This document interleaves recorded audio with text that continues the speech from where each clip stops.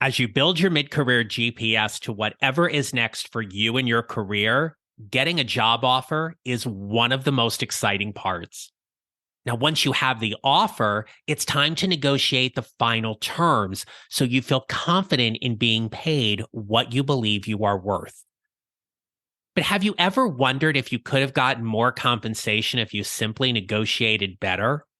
It's a question many mid-career professionals ask themselves, and today's guest will help you navigate your mid-career GPS to a successful negotiation.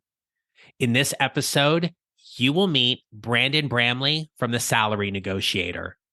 We talk about how to remove the fear from negotiating your salary, how to do your research to strategically position yourself in the negotiation, how to know when it is their quote unquote best and final offer. And you're also going to learn what Brandon learned when negotiating his first job offer that built his mid-career GPS to where he is today.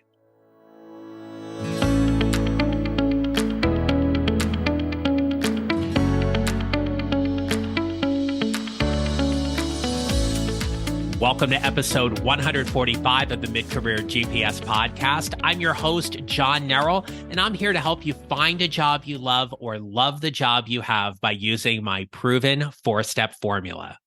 Now, if you're looking for some help with your career transition, maybe you aren't in the negotiation process just yet, but you are trying to figure out the jobs and companies to target because you believe they're a great fit, I want you to go to my website, johnnerrill.com, or check the show notes and download your free career transition guide called 5 Mistakes Mid-Career Professionals Make and Need to Stop Doing.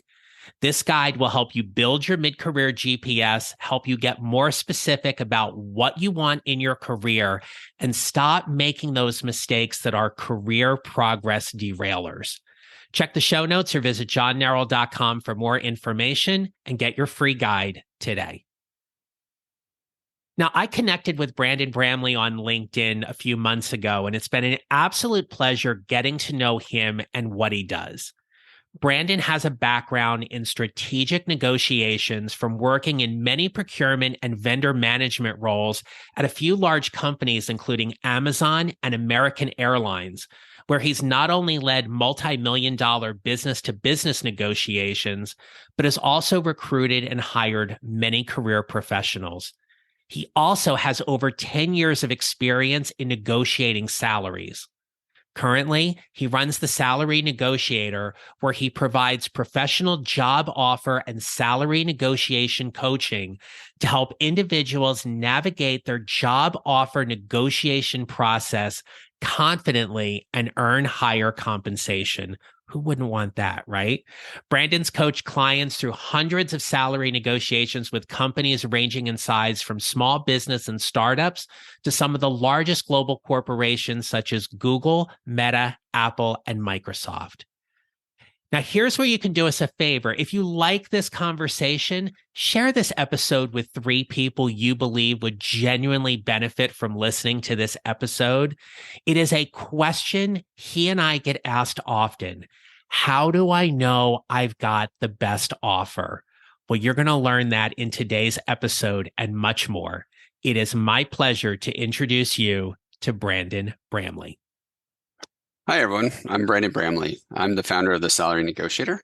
But really, I have a background in strategic negotiations from working in many procurement and vendor management roles at a few large companies, most recently Amazon, also American Airlines, where I've not only led multiple $million-dollar business-to-business negotiations, but I've also recruited entire teams of procurement professionals and other negotiation professionals.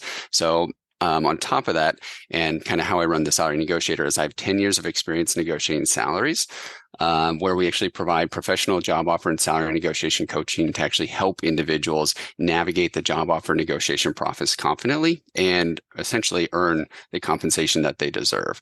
So I've actually personally led hundreds of salary negotiations with companies ranging in size, whether that's a smaller company or a startup, all the way to some of the largest global corporations like Google, Apple, Amazon, and Microsoft.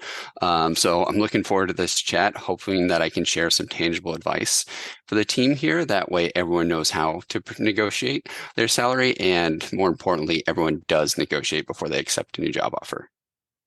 Well, Brandon, that's why you're here. And I'm so glad that you and I have connected because when we talked leading up to this interview, this was one of the topics where I wanted an expert like you to come on to really help us walk through this negotiation process.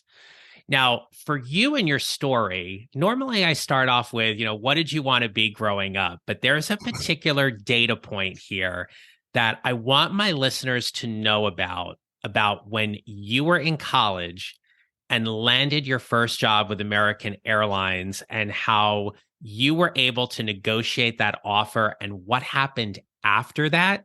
So would you please tell us that story? Yeah, of course, John. So this one's a funny one. I wouldn't say I necessarily knew exactly what I wanted to do in college, was still trying to find my footing, but I ended up interviewing with a ton of companies and I ended up getting a job with American Airlines before I graduated. And here I was, an undergrad. I was actually taking a negotiations class at the time, and I knew that a big part of my new role was going to be business to business negotiations. So what I decided after I chatted with my negotiations professor is to give it a go with trying to negotiate the offer, even though I had limited experience, maybe a couple internships, and I was an undergrad. So I felt like they were doing me a big job, especially since they were offering me money after being broke for about 4 years. But I decided to give it a go. I took a strategic approach for it. I did some research on what the compensation could be. I went ahead and actually put together an offer, counteroffer email to send over, and I shot it off. What ended up happening is it ended up actually being quite successful. I not only got an increase to my base salary, but I got a sign-on bonus, which at the time I didn't even know it was a thing. And the most surprising thing that I got was actually airline miles, since it was with an airline, and they gave me those miles before I started. So here I am. I actually got to take a 3-week trip to Ecuador between college and before I actually started my first job on their expense, just because I negotiated. So with that success, I turned it in actually as my final project in my negotiations class to my professor. And she actually ended up putting me in touch with someone else in the class that actually ended up having a job offer with American Airlines as well. So she asked if I would help him negotiate it. So I ended up actually helping him negotiate. It was another successful negotiation. But then what we found out was when we actually started, is we were both negotiation professionals. That was kind of our core role in American Airlines, and that was what our entire cohort was. But what I found out, it was just us two who actually negotiated our salaries, which I was shocked. I mean, essentially, here's the skill set that we're looking for is being good at negotiating and handling these, yet we're the only ones that attempted it. And I think they were going through initial fears, just like I was, with limited experience, being an undergrad, not knowing kind of how to navigate that conversation or if the company would move. But what happened is once people found out that we were successful in negotiating, when they started leaving their jobs, they ended up coming to me and asking for help on how to negotiate their job offer.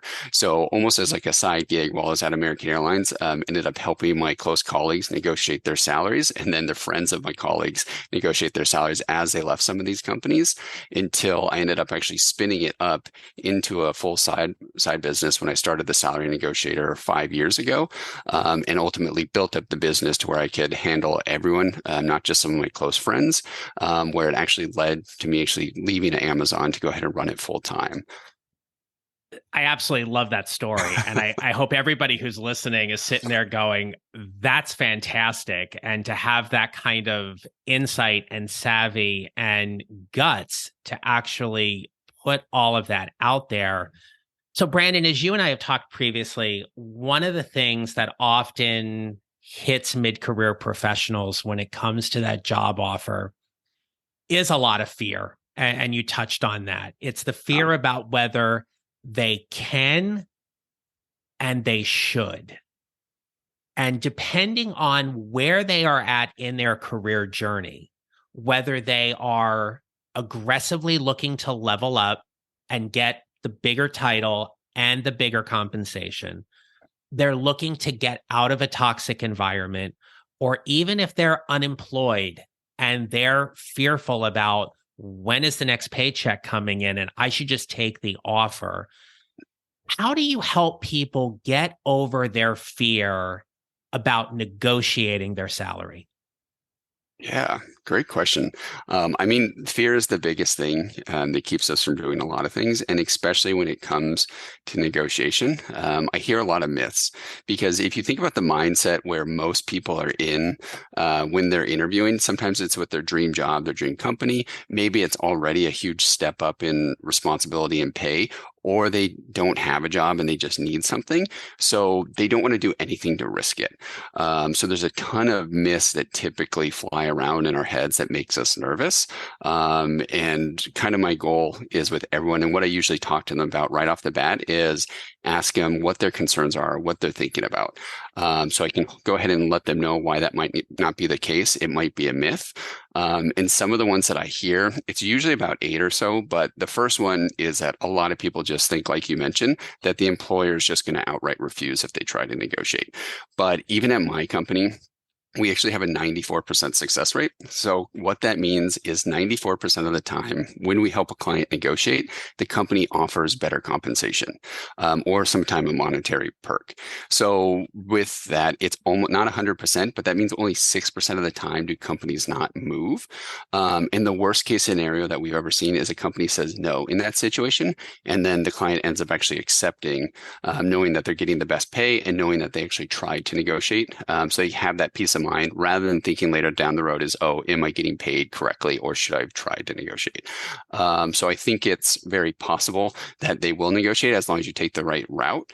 But what a lot of people do as well is they think that they don't have any bargaining power to engage in salary negotiation. It's fearful. People think it can be an aggressive.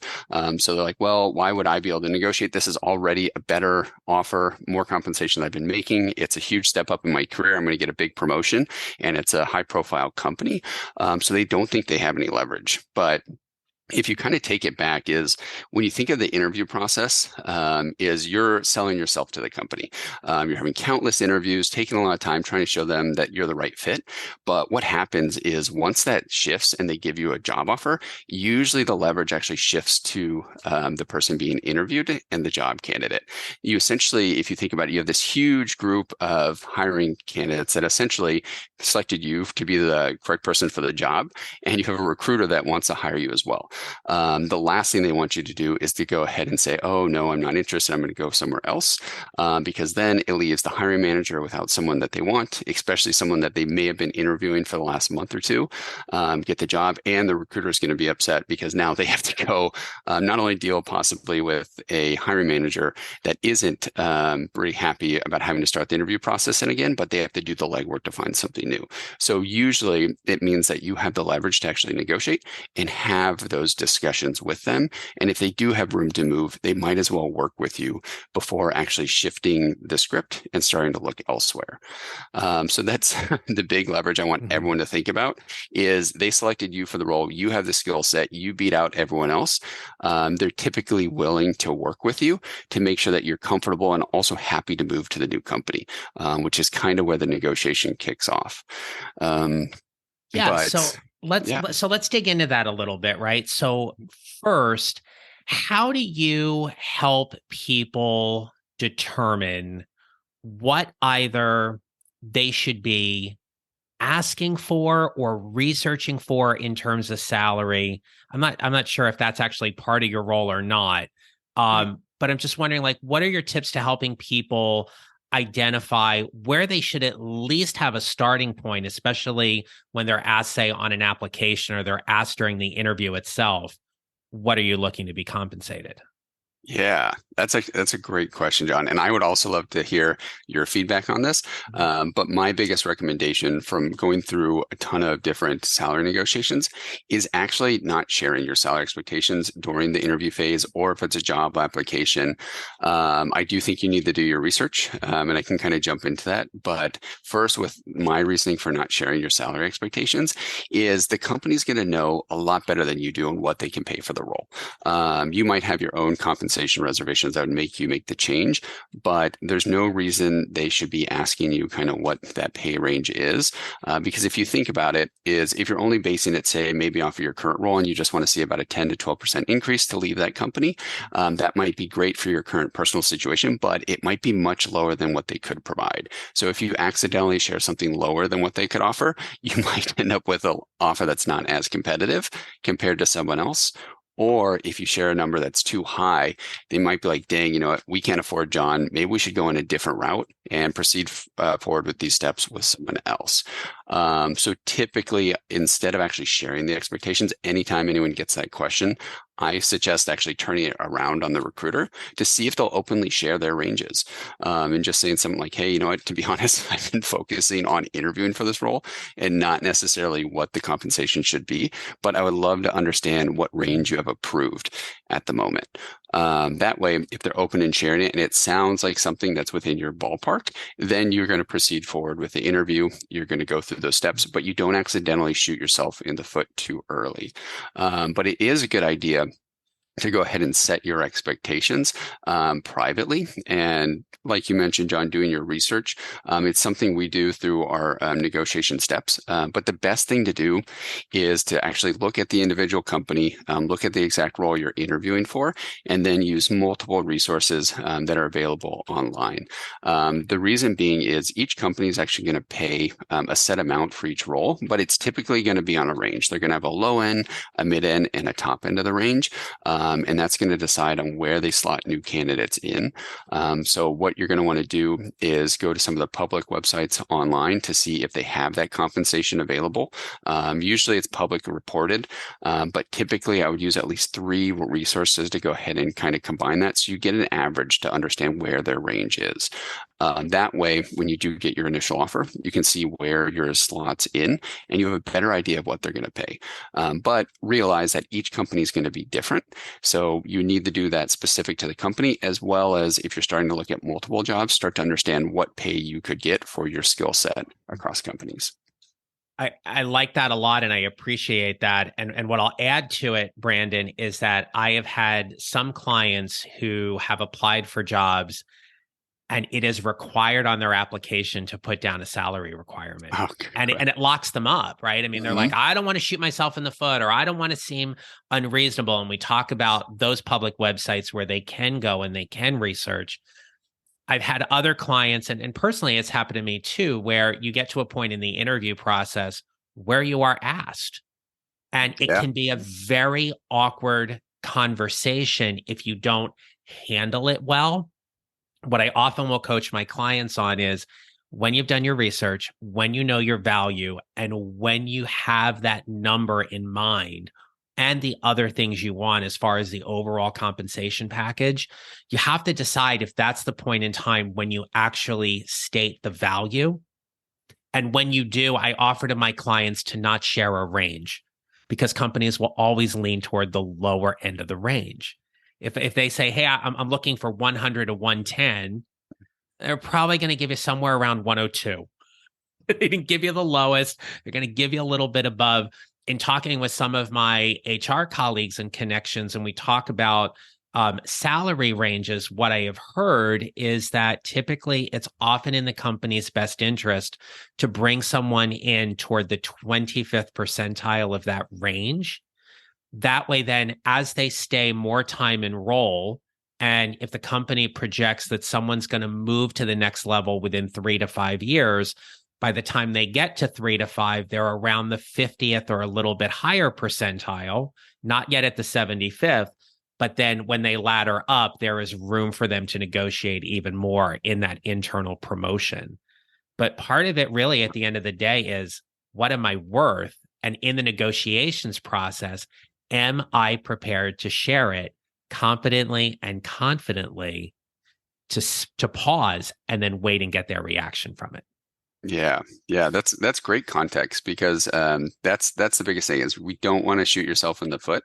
And even if you think about it too, is usually the application is sometimes too early, usually always too early. And what you can do is if it's text form, you can put in line with the market average or industry. standards, or you can even just put zero just to fill out the form. But That's a good tip. Like John said, is they're going to ask you. So you should be either ready to push back, not share it, see if they'll disclose it, or have a very good understanding of your worth as well as what that company is paying, because you're spot on. I mean, most companies aren't going to try to lowball candidates, but they do bring them in at the lower end of the range if they can, because they want that growth.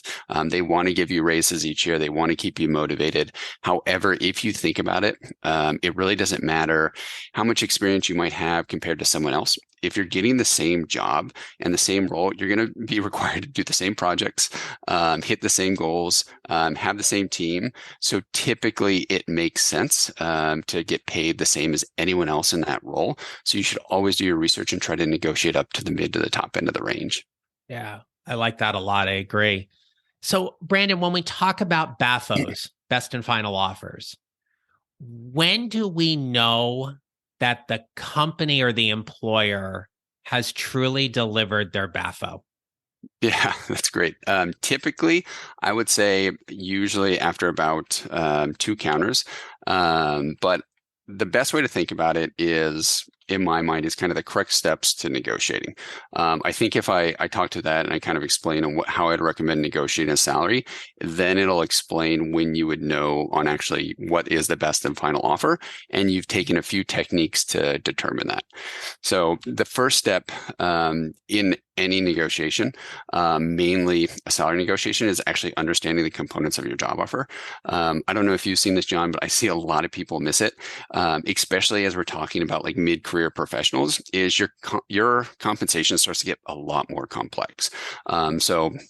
So take maybe you just had a base salary, maybe a bonus before. Now you're moving to a new company or into a higher position. You're now getting a base salary, a bonus, maybe equity that vests over multiple years that is going to be derived by the stock price, and maybe a sign-on bonus as well. Hopefully, it's going to be a little bit more complicated. So you can't just throw out one number. You need to make sure you understand all the components. So typically understanding those on a total compensation basis is going to let you know how much you're bringing home at the end of the day. Once that's known, a big step to make sure that you're getting to your BAFO and the best and final offer, but not quite yet, and not kicking off the negotiation too early, is to actually slow it down. And my second step that I coach all clients on, and I recommend everyone doing, is actually doing your due diligence on the job offer by asking the right questions. So there's a big power of asking negotiations and negotiating, and a lot of people miss it when it comes to salary negotiation. They just say, hey, you know what, I want to throw out a number right when I get the job offer, see what they come back with, and then we can go from there. But if you do that, first, you didn't build up your leverage more. You might not understand, or you might be missing things in the offer, and you might be missing out on some quick wins that aren't monetary. So items that you could be asking through this phase is, after reviewing the benefits and the job offer, is like, hey, you know what, I noticed a sign-on bonus wasn't included. I'll be walking away from money at my previous company. Do you mind checking to see if you can offer that type of benefit? Or, hey, you know, what is the actual performance bonus achieved in this role? You mentioned 15%, but is that where it's netted out over the last year? I mean, the last thing I would want to do is get a job and then find out that they never hit the target. Or even checking in on the PTO days. You know, what we're doing in this step is we're trying to find out why their offer might not be as competitive as what you currently have or could get elsewhere. So maybe you're going to push back on like the 401k, wonder why it's lower than the industry average, or hey, why is you offering only 2 weeks of PTO instead of like 4 weeks that most companies are offering now. That way, once you pull back those data points, you're going to understand more of the offers, maybe get some freebies, and start to see where there's wiggle room. After that, like we chatted about earlier, is actually diving into the compensation research if you haven't done it yet. That way, you know where your job offer lands and how much is at play. Because a big no-no about salary negotiations, especially with trying to get to your best and final offer, is it's not like that old school bartering technique that you may have seen at, say, a car dealership, right? Where someone throws out a high number, someone throws out a low number, and you usually argue until you meet in the middle. It's much more about being precise with data and putting something in front of them that they can realistically provide, but it's also at the top end of the range. That way you avoid a bunch of that essentially back and forth in the negotiation, and you don't jeopardize the relationship by coming off as too aggressive. But here are the last two steps, which is really going to help you define if you're at the best and final offer. So once you completed those, it's now time to send a counteroffer.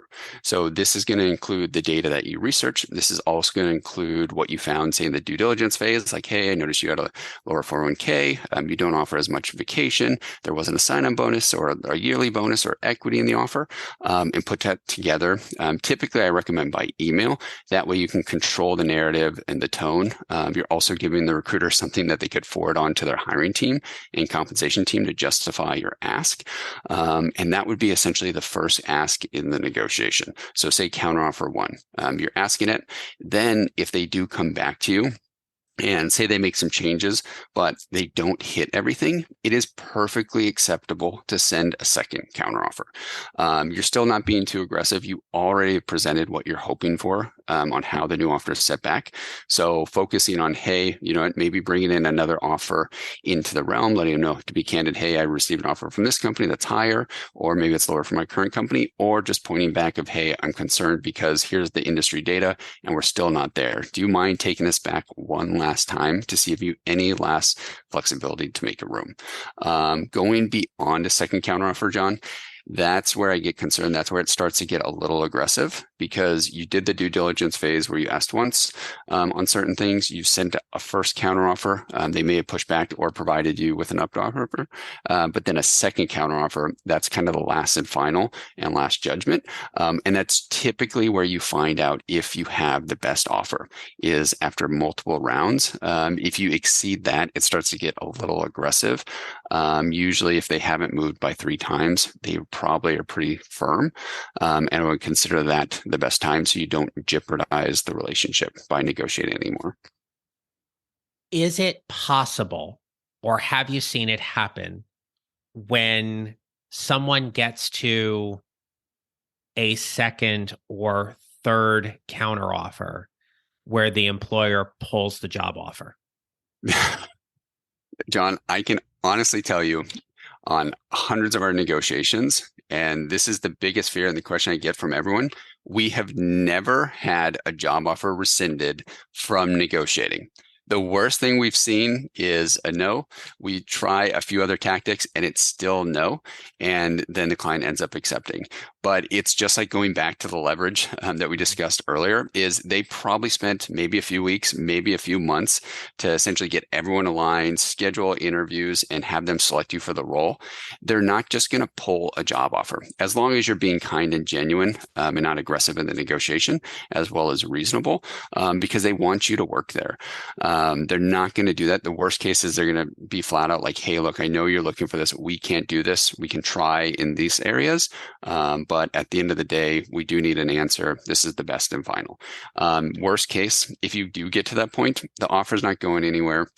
They still want you before they have to start interviewing somewhere else and setting up with other candidates, and you have the opportunity to accept. But like I mentioned before, is so far right now, if I average out all of our negotiations across the company, is 94% of the time companies negotiate. So it makes sense to give it a go. And then worst case is it's no once you've gone through a few of the processes. Yeah. I really appreciate you sharing that, because I'm sure there are a lot of people who are listening to our conversation having that fear coming up. And we have to acknowledge that, right? It can be a little scary when you go to do that counter offer and everything. And I have a dear client of mine who I won't name, but they use this phrase about, like, you get so nervous you want to throw up in your mouth. You just get so nervous. But that's where fear and nerves kind of take over in that regard. And you just added so much value in confirming that this is all part of the process. This is all part of what is expected. And on multiple times, Brandon, you have brought it back to where the company has spent so much time looking for someone that now they've made a job offer, they do not want to go back to the drawing board. So it's best to figure out where can you negotiate, where do you land, understand that process, but also, as we said earlier, don't shoot yourself in the foot. I will also offer that, for someone who spent the majority of his career in education and then working for government, we're beholden to a salary guide. Your only big negotiation part is, where do I land on the salary guide? And that's it. And I have worked with a number of clients who particularly have transitioned out of education or from government, where this is a whole foreign process to them. They have never, ever, ever had to negotiate a salary in their career. And their default is, well, I'll just take what they offer. And we got to pump the brakes on that and be like, no, you have leverage here. You have leverage here, and that's okay. Yeah, I couldn't agree more. I mean, that's the biggest thing. And also kind of why we probably both do career coaching is you get to help people, because everyone has those fears. Even me as a professional negotiator, in negotiating stuff in my personal life, I have those fear tactics that are working against me. And when it comes to salary negotiation, how often does everyone have this conversation? Maybe once every 3 to 5 years as they change companies. It's not normal. It typically makes sense to read resources, work with someone, having them kind of talk you into being a little bit more confident in those discussions, and then also being fully prepared. But it's very common as people progress through their career that their compensation gets more complicated. It's not set in stone like it might be with some like governmental organizations. It is open to negotiation. And there's a range, and you should be targeting that and trying to get kind of your full worth before you start. And worst case scenario, they say no. Yeah. Brandon, I cannot thank you enough for this conversation, but we are going to have to start wrapping up here, and I definitely want people to stick around. What advice would you give them to help them build their mid-career GPS right now? Yeah, absolutely. So my biggest advice, especially just since I'm coming from the negotiation side, is all job offers are negotiable. Even in my own personal life and my career journey, I found this out. I felt when I was at American Airlines that, this is the best job ever. I enjoy this. I got a little stagnant in the role for a while just because I had my professional network. I kind of knew where my career was going and what I was learning, but I wasn't moving quick enough. But then when I started to move to Simmons Bank as well as Amazon, that's where I got to go ahead and actually do kind of my own career journey, where I found out, hey, it's okay to leave. Once I started those new jobs, not only was I able to negotiate and get a great increase in pay and feel confident, but I started learning more and actually learning faster in a different realm that I never thought I would have learned because I changed roles, and it wasn't so scary on the other side. So as you hit your mid-career, if you're feeling that burnout, I've been there with a few companies, or if you're feeling stuck and you kind of know that you're just going along the role, is you should always be open to new opportunities. All they can do is they're going to be a little risky. They're going to take you out of your comfort zone, but that's typically when we learn best. It's also the same thing with job offer negotiations. This is a very important conversation to have. It doesn't need to be aggressive. It should actually never be aggressive. And if you go through this and you're fully prepared, there's no reason why you shouldn't see an increase in pay, or at least confirm that the job offer you're getting is the best that they'll offer before you start. Thank you so much. I have to just pause here for a minute and simply say, I have had guests on this program who have come on and they share a lot of the what and the why. You did a phenomenal job of peeling back the curtain to tell us some of the hows, and to really help somebody who is listening get a sense of the technical and the data and the strategy, but also the artistry that you do as the salary negotiator. So I want to just personally pause here and just thank you for adding such incredible value to this conversation that I know is going to help a lot of people who have listened. And I hope they will go back and listen to this, especially when they have that job offer and they're considering negotiating their salary, and hopefully do it well. So, Brandon, if people want to connect with you and learn more about you, and particularly your services and what you offer, I'm going to turn the mic over to you. Please let us know how people can connect. Yeah, thank you, John. Yeah, my biggest goal is that everyone knows how to negotiate their salary and everyone feels comfortable in this process. So you can find out more about our services, even book a free consultation if you just want to learn more and understand if your job offer is negotiable at thesalarynegotiator.com. But on top of that, we also have free resources. We put out regular articles and blogs on how to navigate negotiations yourself at the Salary Negotiator /resource center. And then you'll actually find us rolling out courses at the salarynegotiator.com/job offer negotiation course.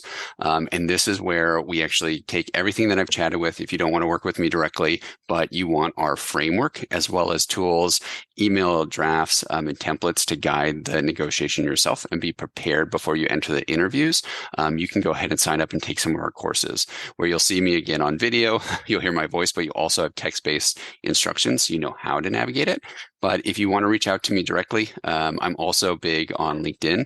That's actually where John and I met. So linkedin.com/in/Brandon Bramley. And then you can also follow our business LinkedIn page, which is linkedin.com/company/the Salary Negotiator, where we post all of our articles and helpful tips as well to help the professional community. Brandon, I will make sure all of that is in the show description and the show notes so people can follow. But once again, thank you so very much for spending some time with us today on the Mid-Career GPS podcast. Of course. Thank you so much, John. I greatly appreciate it. So as Brandon mentioned, we connected on LinkedIn. Never underestimate the power of networking and where you can find your connections that can also help you understand what companies are like and what salary ranges may be out there and help you build your mid-career GPS to whatever is next for you.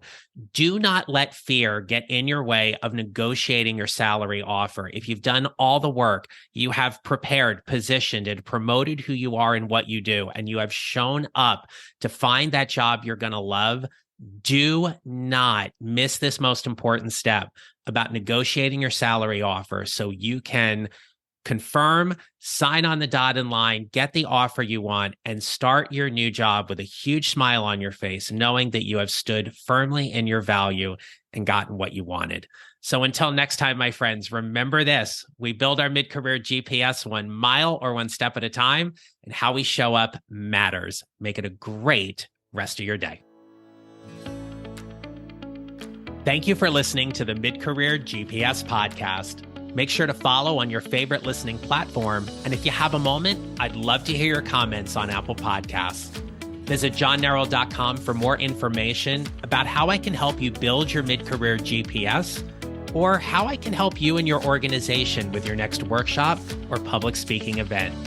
Don't forget to connect with me on LinkedIn and follow me on social at John Nerrell Coaching. I look forward to being back with you next week. Until then, take care, and remember, how we show up matters.